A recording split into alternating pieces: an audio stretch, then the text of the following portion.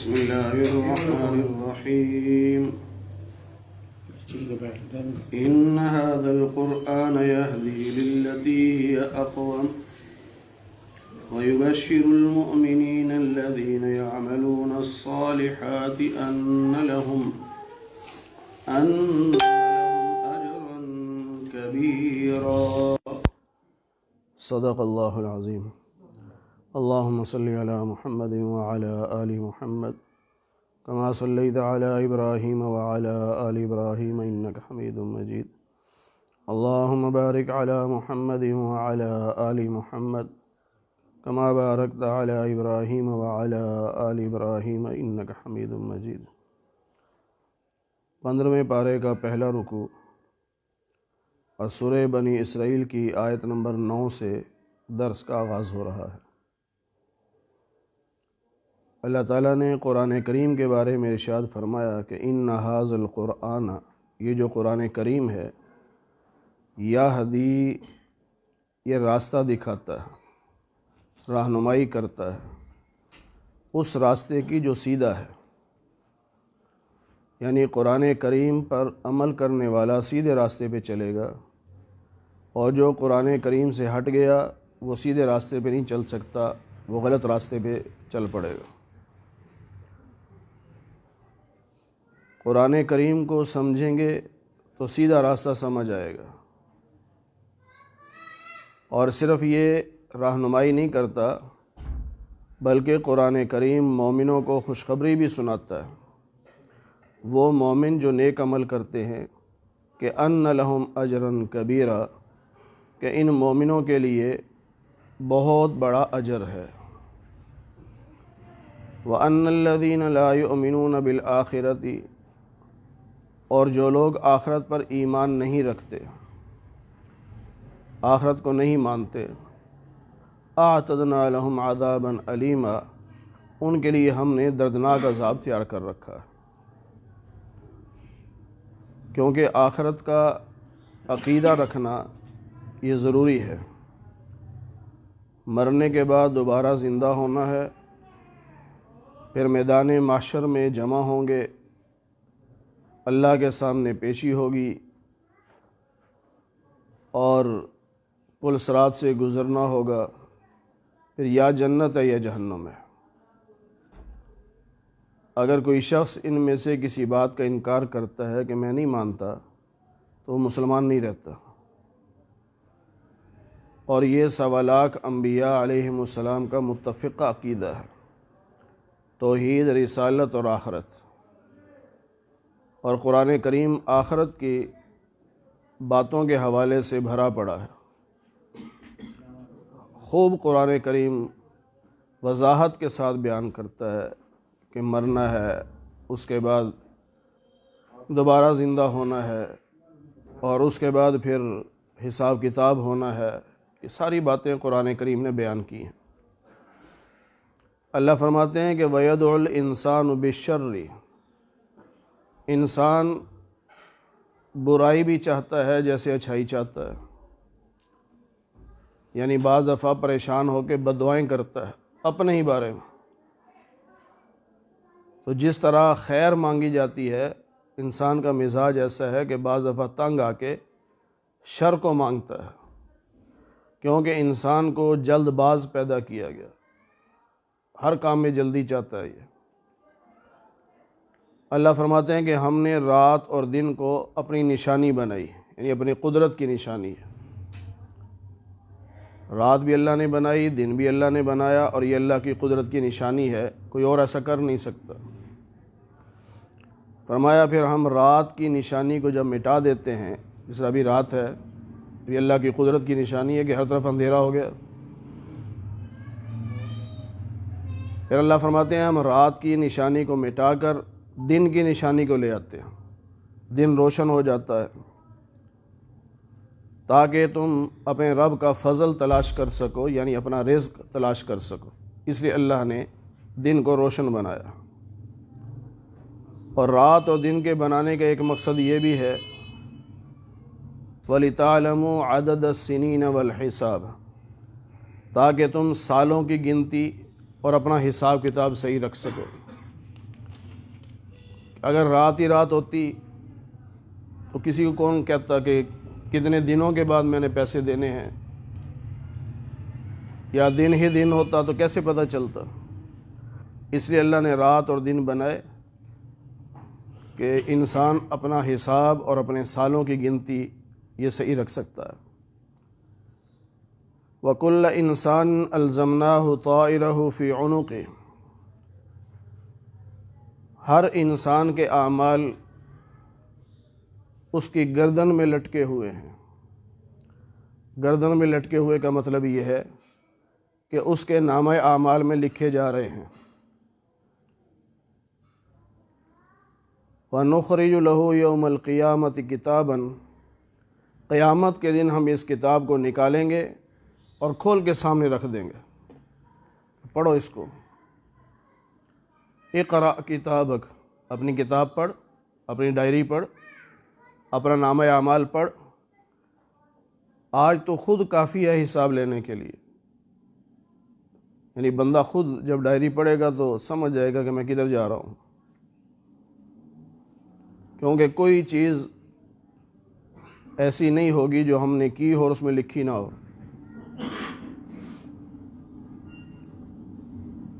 ہاں یہ ہوگا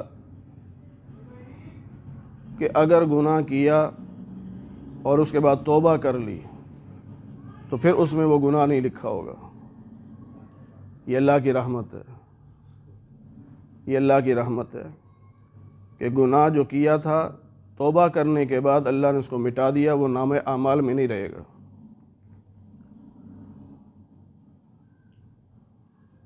پھر فرمایا من اہتدی، جو ہدایت کے راستے پہ چلے گا اپنا بھلا کرے گا، اور جو گمراہی کے راستے پہ چلے گا اپنا نقصان کرے گا۔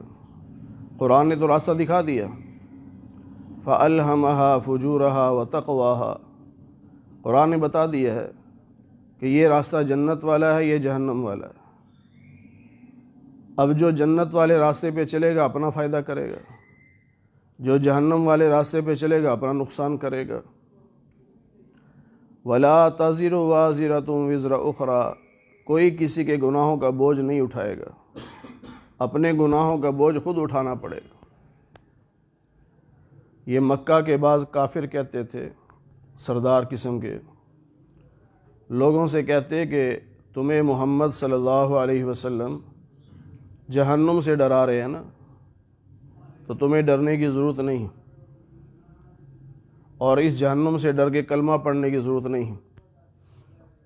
پہلی بات تو یہ ہے کہ قیامت ہے نہیں، اور دوسری بات کہ اگر قیامت ہوئی تو تمہارے گناہ ہم اپنے سر لے لیں گے، تمہیں جہنم میں نہیں جانے دیں گے، یہ سردار کہتے تھے۔ اس پہ اللہ نے فرمایا کوئی کسی کے گناہوں کا بوجھ نہیں اٹھائے گا، ہر ایک کو اپنے گناہوں کا بوجھ خود اٹھانا پڑے گا۔ وَمَا كُنَّا مُعَذِّبِينَ حَتَّى نَبْعَثَ رَسُولًا، اللہ فرماتے ہیں جب تک ہم کسی قوم کے پاس رسول نہ بھیج دیں ہم اس قوم کو ہلاک نہیں کرتے۔ پہلے اللہ رسول بھیجتا ہے، وہ رسول سمجھاتے ہیں، اب اگر قوم ضد پہ اتر آتی ہے، نافرمانی کرتی ہے، نبی کی گستاخی کرتی ہے، پھر اللہ کا عذاب آتا ہے۔ وَإِذَا أَرَدْنَا أَن نُهْلِكَ قَرْيَةً، اور جب ہم کسی بستی کو ہلاک کرنے کا ارادہ کرتے ہیں تو وہاں کے جو مالدار لوگ ہوتے ہیں ان کے دلوں میں یہ بات ڈالتے ہیں کہ وہ نافرمان ہو جاتے ہیں، یعنی ہر قوم کے مالدار نبی سے ٹکر لیتے ہیں، اور پھر اللہ کا عذاب آتا ہے۔ اللہ کہتے ہیں ہم پھر ان کو برباد کر کے رکھ دیتے ہیں۔ تو دولت کا نشہ بھی عجیب ہوتا ہے نا۔ تمام انبیاء علیہم السلام ان کے واقعات پڑھ کے دیکھ لیں کہ قوم کے جو مالدار لوگ تھے، سردار قسم کے لوگ، وہی نبی کے مقابلے پر آئے،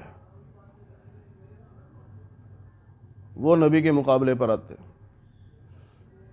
اپنی چودراہٹ کے چکر میں، اپنی دولت کے چکر میں نبی کی بات نہیں مانتے تھے، پھر عذاب آئے۔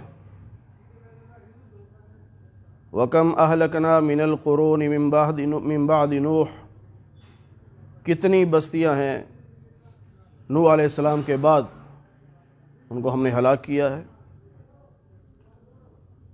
نوح علیہ السلام کے بعد دیکھیں قوم عاد آئی، قوم سمود آئی، قوم لوط آئی، قوم مدین آئی، یہ کئی قومیں آئی ہیں۔ تو جب وہ نافرمان بنی تو پھر اللہ کا عذاب آیا۔ وَكَفَىٰ بِرَبِّكَ بِذُنُوبِ عِبَادِهِ، اور تیرا رب اپنے بندے کے گناہوں کو دیکھنے کے لیے اور خبر رکھنے کے لیے کافی ہے۔ کوئی یہ نہیں کہہ سکتا اللہ کو فلاں نے شکایت لگا دی، اللہ کو پتہ نہیں تھا۔ اللہ ہر ایک کے گناہوں کو بھی دیکھ رہا ہے اور خبر بھی رکھ رہا ہے، اللہ کو سب پتہ ہے، اللہ سے کوئی چیز نہیں چھپ سکتی۔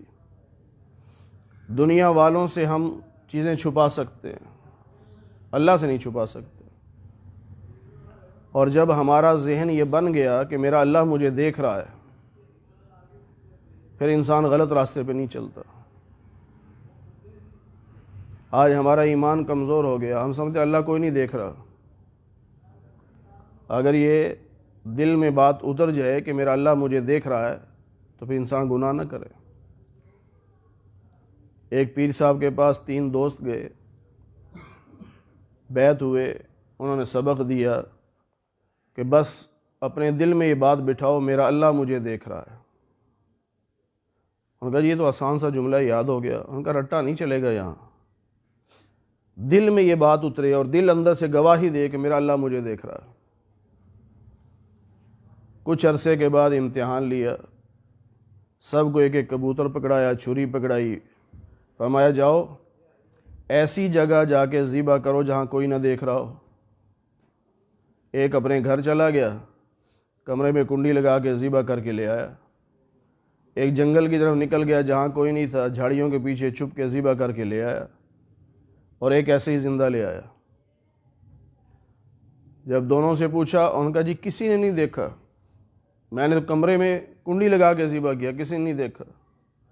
دوسرے کہا میں تو جھاڑیوں کے پیچھے نکل گیا تھا، وہاں کوئی بندہ ہی نہیں تھا، کسی نے دیکھا ہی نہیں۔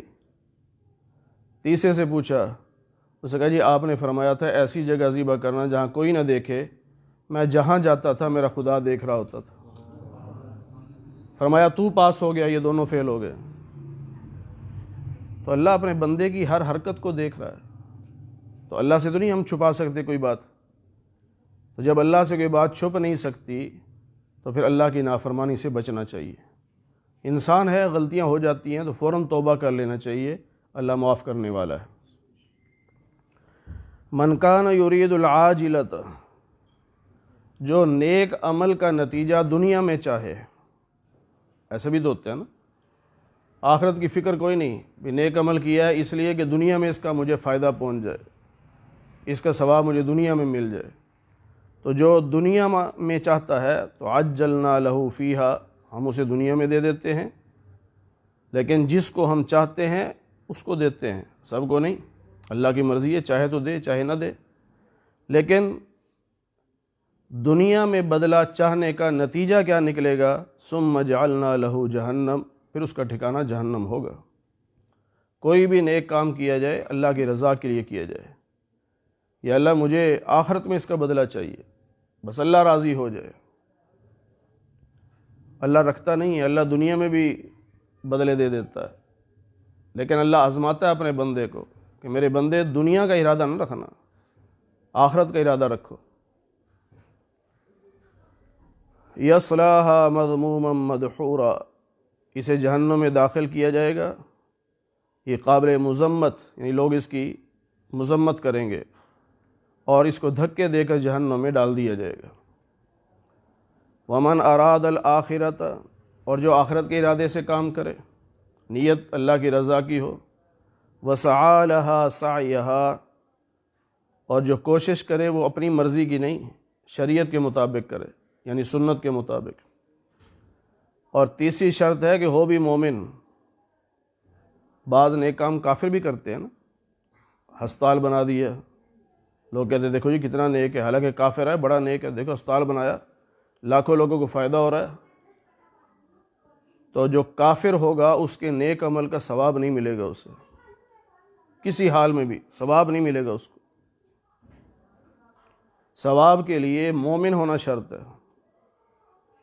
تو اللہ کہہ رہے ہیں وَهُوَ مُؤْمِن، مومن ہو، عمل سنت کے مطابق ہو، اور ارادہ آخرت کا ہو۔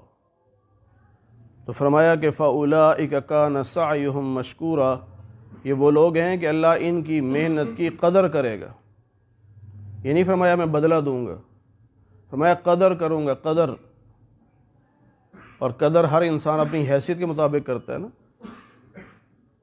اب چھوٹا بچہ آتا ہے، کوئی اچھا کام کر کے آتا ہے تو بھائی اس کی قدر کرے گا کہ اس کو انعام دے گا، تو وہ اپنی حیثیت سے دے گا نا۔ باپ اپنی حیثیت سے دیتا ہے تو اللہ اپنی حیثیت سے دے گا۔ اب وہ حیثیت کیا ہے، اس کی مثال یوں سمجھ لیں کہ ایک آدمی ملازم ہے اور اس کی تنخواہ بہت زیادہ ہے، جیسے ابھی ہم نے خبر پڑھی تھی کچھ دن پہلے کہ سوئی گیس کے محکمے میں جس کو چیئرمین بنایا گیا اس کی تنخواہ 58 لاکھ روپے ہے، اور وزیر اعظم کی تنخواہ 10 لاکھ ہے۔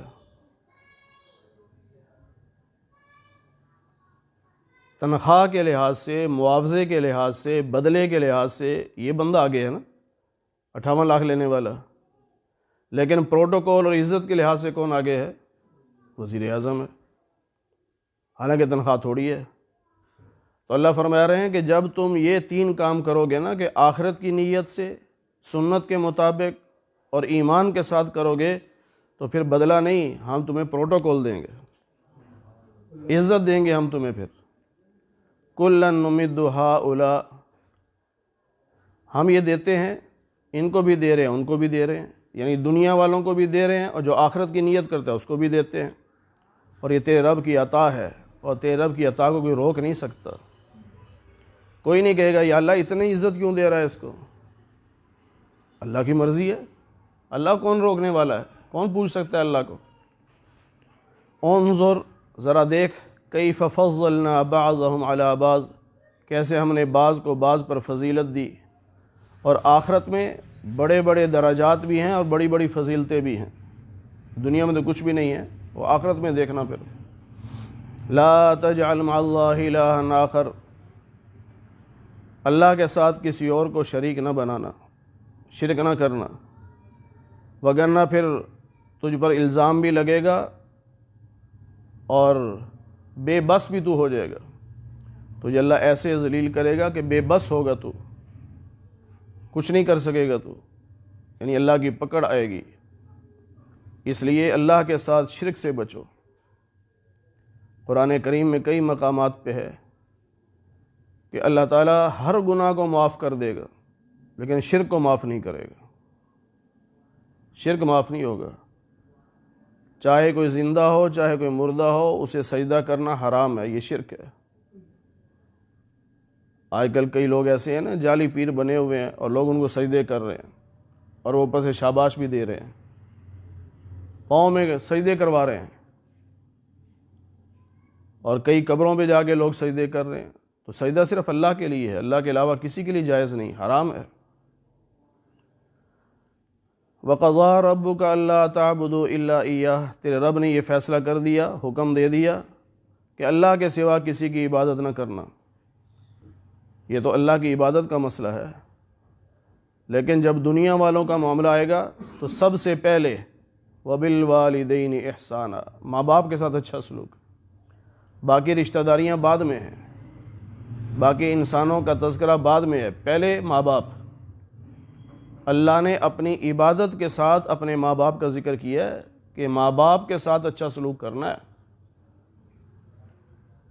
اِمَّا يَبْلُغَنَّ عِندَكَ الْكِبَرَ،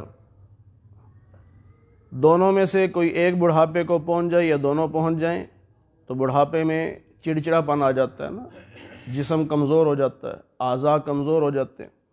جس طرح بچے کے اندر چڑچڑا پن ہوتا ہے، وہ بچے والا مزاج بوڑھے کا بن جاتا ہے، تو اس وقت پھر سنبھالنا ذرا مشکل ہوتا ہے، دماغ بھی صحیح کام نہیں کر رہا ہوتا، اور بعض دفعہ بوڑھا آدمی پوچھتا ہے یہ کیا چیز ہے، بیٹا کہتا ہے فلاں چیز، اب بھول گیا، پھر کہتا ہے بیٹا یہ کیا چیز ہے، 3-4 دفعہ پوچھا تو بیٹا غصے میں آ جاتا ہے، کتنی بار بتاؤں، یاد نہیں رہتا آپ کو۔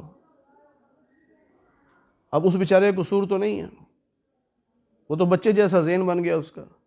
تو اسے اللہ فرما رہے ہیں کہ اگر دونوں بوڑھے ہوں یا ایک بوڑھا ہو جائے تو اس چڑچڑے پن میں، ان کے بڑھاپے کی وجہ سے فلا تقل لہما اف، تم نے ان کے سامنے اف تک بھی نہیں کرنی، یعنی منہ بھی نہیں بنانا، ناراضگی کا اظہار بھی نہیں کرنا، کوئی جملہ نہیں کہنا، یہ ادب ہے۔ ولا تنہرہما، انہیں جھڑکنا بھی نہیں ہے، عزت کے ساتھ، نرمی کے ساتھ، ادب کے ساتھ بات کرنی ہے، ان کے سامنے عاجزی سے پیش آؤ اور الٹا ان کے لیے دعائیں کرو کہ اللہ جس طرح بچپن میں انہوں نے ہماری تربیت کی، ہم پہ رحم کھایا، اللہ تو ان پہ رحم کر۔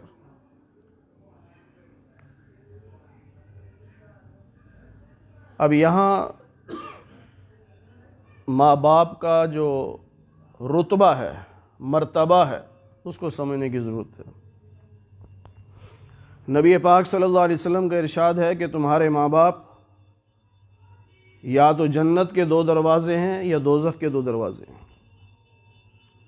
ماں باپ کو راضی کر لیا، جنت کے دروازے کھل گئے، ماں باپ کو ناراض رکھا، جہنم کے دروازے کھل جائیں گے۔ باپ راضی ہے تو رب راضی ہے، باپ ناراض ہے تو رب ناراض ہے، اور ماں کی فرما برداری کرو گے تو جنت ملے گی، ماں کی فرما برداری میں جنت ہے۔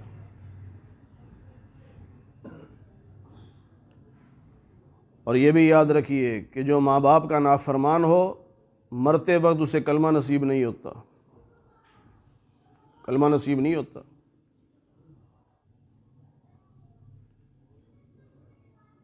پھر یہ بات بھی بعض دفعہ آتی ہے جی ماں باپ ظلم کر رہے ہیں، جی وہ زیادتی کر رہے ہیں، جی اللہ کے نبی صلی اللہ علیہ وسلم نے فرمایا کہ بے شک وہ ظلم کریں، تمہارا کام ہے ان کی عزت کرنا، تم سے یہ نہیں پوچھا جائے گا تمہارے ماں باپ کیا کرتے تھے۔ آج ہم اسی چکر میں پڑے ہیں، وہ یہ کر رہے ہیں، وہ یہ کر رہے ہیں، وہ یہ کر رہے ہیں۔ ہم سے قیامت کے دن یہ نہیں پوچھا جائے گا تمہارے ماں باپ کیا کرتے تھے، ہم سے سوال یہ ہوگا تم ماں باپ کے ساتھ کیا کرتے تھے، اس کا جواب دو۔ اپنے عمل کا جواب وہ خود دیں گے، جو کچھ ہے اس کا جواب انہوں نے دینا، ہم نے اپنے اعمال کا جواب دینا۔ اور شریعت نے یہ قید نہیں لگائی کہ ماں باپ اگر مسلمان ہوں تو عزت کرنی ہے، یا ماں باپ نیک ہوں تو پھر عزت کرنی ہے۔ ماں باپ چاہے کافر کیوں نہ ہوں، اولاد کی ذمہ داری ہے ماں باپ کی عزت کرنا، ان کے ساتھ اچھا سلوک کرنا۔ اور یہ بات بھی یاد رہنی چاہیے کہ آج کل ظاہر ہے پیسے کی دوڑ ہے، تو اولاد یہ کہتی ہے میرا پیسہ، میرا پیسہ، میرا پیسہ، میری چیز۔ اللہ کے نبی صلی اللہ علیہ وسلم نے ایسی ایک شکایت آئی تھی ایک نوجوان صحابی کی، تو آپ نے ان کا یوں گریبان پکڑ کے فرمایا انت و مالک لابیک، تو بھی اور تیرا مال بھی تیرے باپ کا ہے۔ تو یہ نہیں کہہ سکتا یہ میرا میرا میرا میرا، تو بھی اور تیرا مال بھی تیرے باپ کا ہے، اس کو اختیار ہے وہ کیسے استعمال کر سکتا ہے وہ۔ لہٰذا ماں باپ کے سامنے اف کرنے کی بھی اجازت نہیں ہے، ماں باپ کا ان کا ادب و احترام، ان کی عزت اور ان کے سامنے نرمی سے پیش آنا، ان کی خدمت کرنا، یہ اولاد کی ذمہ داری ہے۔ دوسرے پارے میں ہم تفصیل پڑھ چکے ہیں کہ جو بھی مال تم نے خرچ کرنا ہے سب سے پہلے ماں باپ کا حق ہے، بعد میں بیوی بچوں کا حق ہے، بہن بھائیوں کا حق سب کا بعد میں ہے، پہلے ماں باپ کا حق ہے۔ اور آج ہمارے ہاں سب سے آخری حق ماں باپ کا ہوتا ہے۔ بیوی بچوں کو شاپنگ کرا دی، عید کی تیاریاں ہو گئی، سب کچھ ہو گیا، اب اگر کوئی تھوڑا سا بچ گیا، کیا خیال ہے پھر ابا جی کے لیے کوئی سوٹ لے آئیں، امی کے لیے کوئی لے آئیں دوپٹہ، سب سے آخر میں۔ قرآن کیا کہتا ہے؟ ماں باپ کا حق پہلے، پہلے ماں باپ بعد میں اولاد ہے۔ ہمیں اس مزاج کو بدلنا ہوگا۔ شریعت کے مطابق مزاج یہ ہے سب سے پہلے ماں باپ کو دیکھو۔ بنی اسرائیل کا واقعہ بڑا مشہور ہے، بخاری شریف میں موجود ہے، نبی علیہ السلام نے بیان کیا کہ 3 دوست جو ہیں وہ غار میں گئے تھے بارش سے بچنے کے لیے، آگے پتھر آ گیا، پریشان ہو گئے، اب کدھر جائیں؟ بارش رک گئی، لیکن پتھر اتنا وزنی تھا کہ ان سے ہلتا نہیں تھا تینوں سے۔ تو انہوں نے کہا اپنا اپنا کوئی نیک عمل یاد کر کے اللہ سے دعا کرو کہ اللہ اس عمل کی برکت سے پتھر ہٹا دے۔ تو ان میں ایک شخص وہ بھی تھا جس نے کہا اللہ آپ کو پتہ ہے کہ میں بکریاں چراتا تھا، شام کو جب گھر آتا تو دودھ نکال کے سب سے پہلے ماں باپ کو پلاتا تھا، اور ایک دن ایسا بھی آیا کہ مجھے دیر ہو گئی، میرے ماں باپ سو گئے تھے، تو میں نے دودھ نکالا تو بچے کہنے لگے ہمیں دودھ دے دو، میں نے کہا نہیں پہلے میرے ماں باپ۔ تو میں وہ پیالہ دودھ کا لے کے ماں باپ کے سرانے کھڑا رہا، جب ان کی آنکھ کھلی تو ان کو پہلے دودھ پلایا، بعد میں بچوں کو پلایا۔ اے اللہ اگر یہ میرا عمل پسند ہے تو پتھر کو ہٹا دے۔ اللہ نے پتھر ہٹا دیا۔ تو سب سے پہلے ماں باپ کی خدمت، ماں باپ کی عزت، ماں باپ کے ساتھ حسن سلوک، یہ قرآن نے ہمیں حکم دیا، اور نبی پاک صلی اللہ علیہ وسلم نے بھی ہمیں یہی سکھایا۔ اللہ تعالی ہمیں قرآن کریم کی صحیح سمجھ نصیب فرمائے۔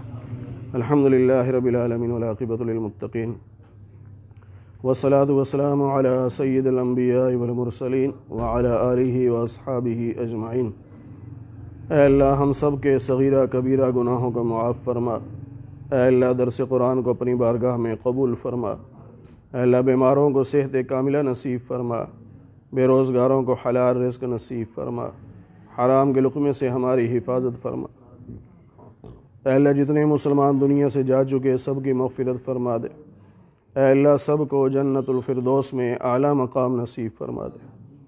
اے اللہ ہم سب کو قیامت کے دن حضور نبی پاک صلی اللہ علیہ وسلم کی شفاعت نصیب فرما، جنت میں آپ کی رفاقت نصیب فرما، آپ کے دست مبارک سے حوض کوثر کا پانی پینا نصیب فرما۔ اے اللہ جیسے آج ہم آپ کے گھر میں، اے اللہ جیسے آج ہم آپ کے قرآن کے نام پر اکٹھے ہیں، اے اللہ ہم سب کو جنت میں بھی اکٹھا فرما دے۔ اے اللہ ہم سب کو جنت میں بھی اکٹھا فرما دے۔ اے اللہ محض اپنے فضل و کرم سے حضور نبی پاک صلی اللہ علیہ وسلم کے صدقے سے ہماری دعاؤں کو قبول فرما لے۔ وصلی اللہ علی النبی الکریم برحمتک یا ارحم الراحمین۔ درس قرآن.com www.darsequran.com